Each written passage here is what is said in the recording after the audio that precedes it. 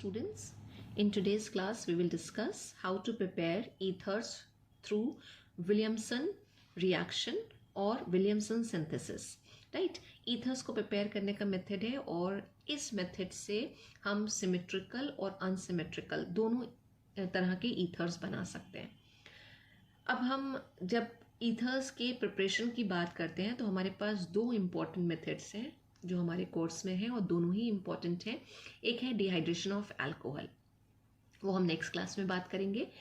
हमने पहले भी पढ़ा था कि अगर हम अल्कोहल्स को डिहाइड्रेट करें, अल्कोहल्स की प्रॉपर्टीज़ में पढ़ा है कि अगर हम कॉन्सेंट्रेटेड सल्फ्यूरिक एसिड के साथ अल्कोहल्स को डिहाइड्रेट करते हैं तो एल्कीन का फॉर्मेशन होता है. राइट अब वहाँ पे जो टेम्परेचर है वो हम लेके चलते हैं 170 डिग्री सेल्सियस और हमने ये भी कहा था कि ये रिएक्शन टेम्परेचर डिपेंडेंट है. तो पर्टिकुलर रिएक्शन यानी अल्कोहल्स को अगर हम डिहाइड्रेट करें और 140 डिग्री सेल्सियस पे करें तो फिर हमारे ईथर्स बनते हैं. और दूसरा जो मेथड है वो है विलियमसन सिंथेसिस.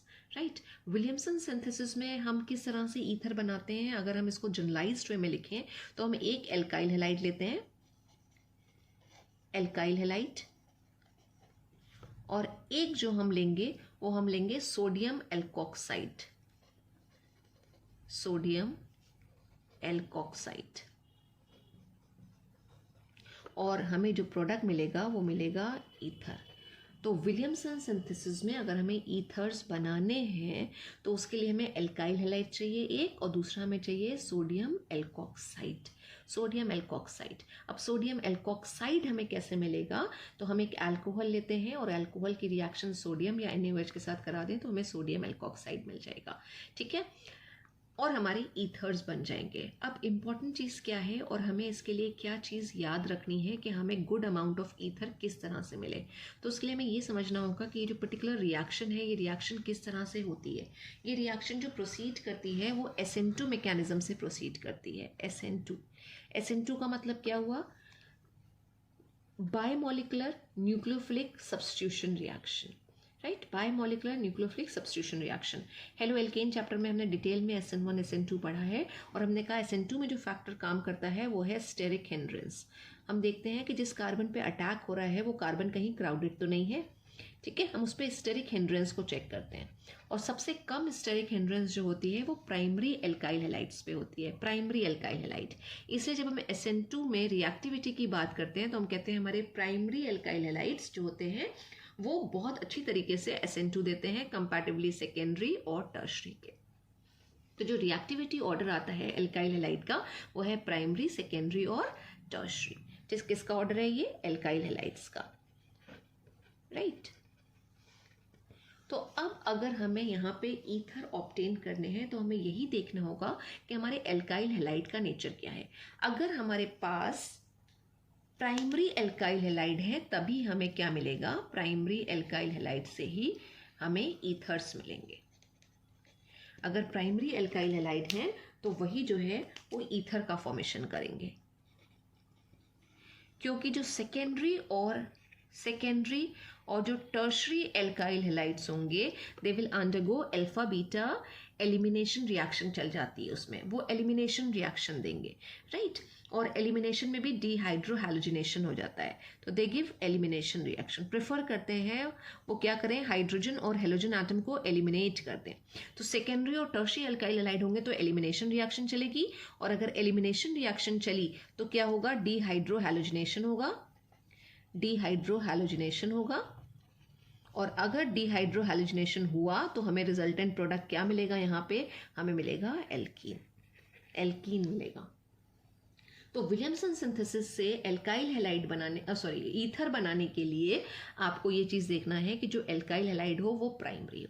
राइट और जो सोडियम एल्कोक्साइड बनाए वो सोडियम एल्कोक्साइड जो है वो हमारा स्टेबल हो, और टर्शरी जितने भी होंगे एल्कोक्साइड आयंस वो बहुत अच्छी रिएक्शन देते हैं. तो ईथर की यील्ड तभी अच्छी होगी या ईथर तभी बनेंगे जब ये प्राइमरी हो और ये टर्शरी हो हमारे पास. Right otherwise secondary alkyl halide और tertiary alkyl halide elimination reaction दे देंगे, वो न्यूक्लियोफिलिक सब्स्टिट्यूशन रिएक्शन नहीं देंगे. अब हम इसका अगर एक एग्जाम्पल लिखें कि किस तरह से हो रहा है, तो हमने एक ले लिया एल्कोहल C2H5OH, उसकी Na के साथ रिएक्शन करा ली और हमें यहाँ पे क्या मिल जाएगा, C2H5ONA. Right, plus hydrogen gas निकलेगी, तो हम इसको बैलेंस कर लेते हैं, 2 2 और 2।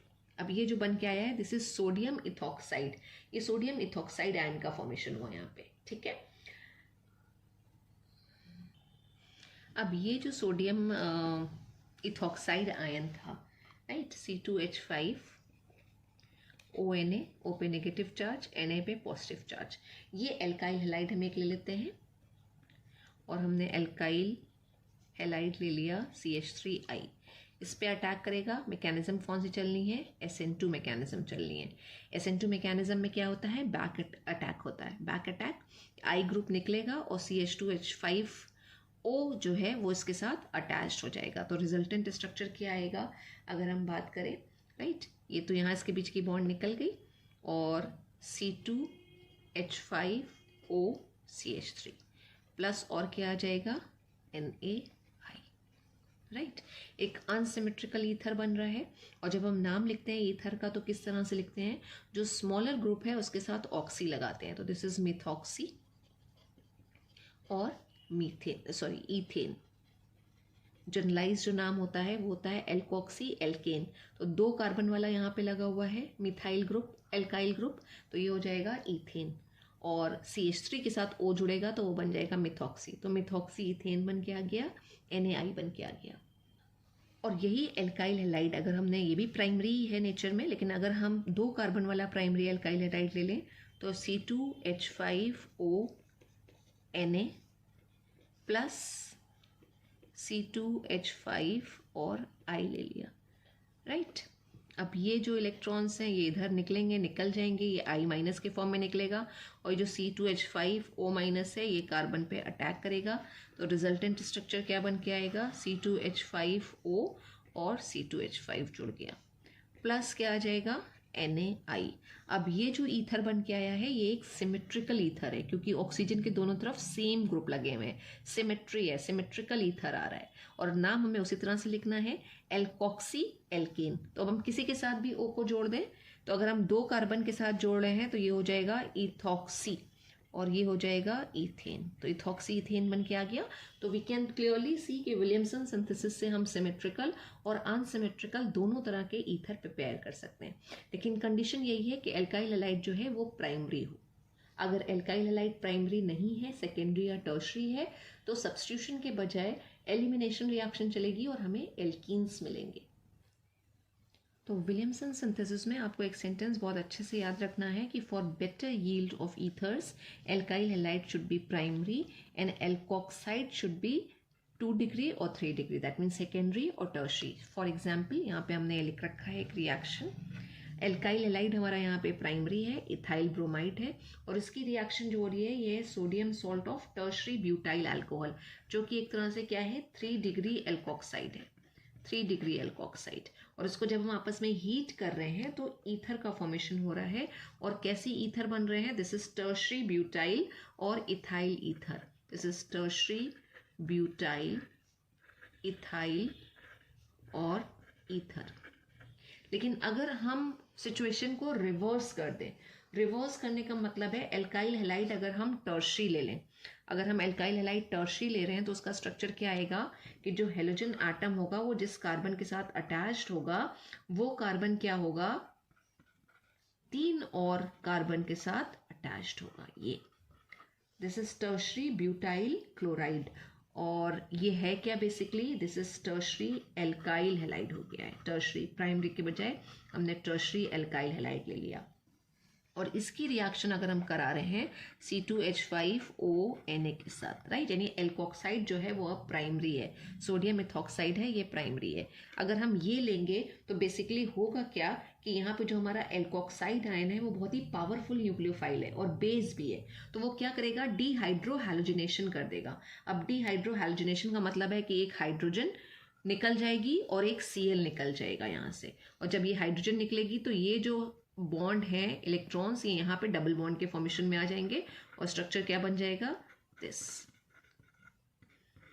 राइट, प्लस एक हाइड्रोजन निकला, एक Cl निकला, एक ऑक्सीजन है हमारे पास और एक Na है, तो ये Na और ये Cl मिलके तो क्या बना लेंगे, NaCl।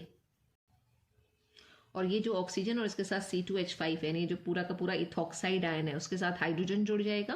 तो जब हाइड्रोजन जुड़ेगा तो क्या बन जाएगा, C2H5OH इथेनॉल बन जाएगा। तो ये रिएक्शन चलेगी और इस रिएक्शन में हमको ईथर मिल रहे हैं, हमें ईथर बिल्कुल नहीं मिल रहे हैं। ये हुआ क्या, ये हाइड्रोजन के साथ ये पूरा ग्रुप अटैच हो गया और इथेनॉल बन गया Na, और ये Cl जुड़ जाएगा और बाकी हमारे पास एल्कीन आ जाएगी। तो हुआ क्या, जब हमने टर्शरी एल्काइल हैलाइड्स यूज़ किए तो इंस्टेड ऑफ ईथर हमें क्या मिल रहे हैं, यहाँ पे एल्कीन्स मिल रहे हैं। तो ये कंडीशन याद रखिएगा क्योंकि इसी पे बेस्ड एनसीईआरटी में कई सारी प्रॉब्लम्स दे रखी हैं। अगर आपका ये कंसेप्ट क्लियर है तो आप वो प्रॉब्लम ईजिली सॉल्व कर सकते हैं। एनसीईआरटी में सॉल्व्ड एग्जाम्पल्स में भी विलियमसन सिंथेसिस पे बेस्ड एग्जाम्पल्स हैं, और एंड में जो एक्सरसाइजेस दे रखी हैं चैप्टर के एंड में, उसमें भी कई सारे क्वेश्चन इसी पे बेस्ड हैं। हम ये पहले सॉल्व्ड एग्जाम्पल देखते हैं।